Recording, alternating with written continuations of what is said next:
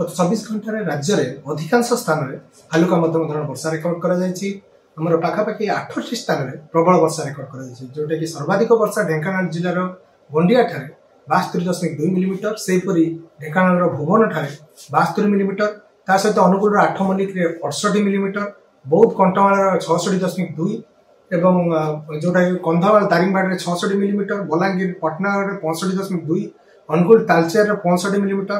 एवं नुआपड़ा कोमना 65 मिलीमीटर यही सब स्थान में भारी वर्षा पाखापाखि 8 स्थान में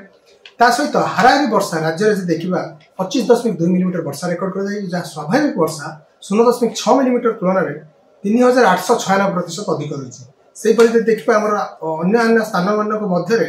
बौद्ध में 47.8 मिलीमीटर वर्षा रेकर्ड कर स्वाभाविक वर्षा 0.1 मिलीमीटर तुलन में 47,700% अधिक रही है अर्थात ये अस्वाभाविक वर्षा बोली आम कहीपर से कंधमाल 42.9 मिलीमीटर हाराहारी वर्षा ढेंकानाल 49.6 एवं बौद्ध में नुआपड़ा 43.6 मिलीमीटर वर्षा रेकर्ड कर बर्तमान देखा आम पाखापाखि 28 गतकाली 28 स्थान में दिन तापमात्रा 30 डिग्री कम रेकर्ड कर 9टी सहर में तापमात्रा 27 डिग्री तले रेकर्ड कर आज आम अनुमान कर तापमात्रा जो वर्षा गत 2 दिन धरी वर्षा प्रभाव में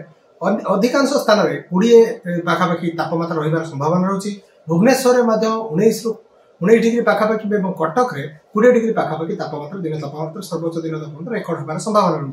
सहित आम पाखापाखि 5 जिला को आमर ऑरेंज अलर्ट जारी कर भारी वर्षा खास करके जिला गुड़िक हूँ कटक खोर्धा सहित नयागढ़ गंजाम और पुरी ये 5 जिले में गोटे 2 स्थान में वर्षार परिमाण 7 ରୁ 11 सेंटीमीटर संभावना थी ऑरेंज अलर्ट जारी कर उपकूलवर्ती जिला और तार पार्श्ववर्ती जिला गुड़िक बिजुली घड़घड़ी जनित चेतावनी जारी कर आसंता काली धीरे धीरे पाग फिटार संभावना रही 22 तारीख परवर्ती जो रोचे 5 दिन जाए पाग मुख्यतः भाव सुखिला रही दिन तापमात्रा जो रोचे आगामी जो मुख्यतः भाव 24 घंटे विशेष परिवर्तन है परवर्ती समय खास करके 21 ରୁ 24 तारीख मध्य आहरी 8 ରୁ 10 डिग्री वृद्धि होवार संभावना रही कारण बर्तमान प्राय स्थान में दिन तापमात्रा 14 ରୁ 15 डिग्री पर्यंत स्वाभाविक तुलन में कम रही।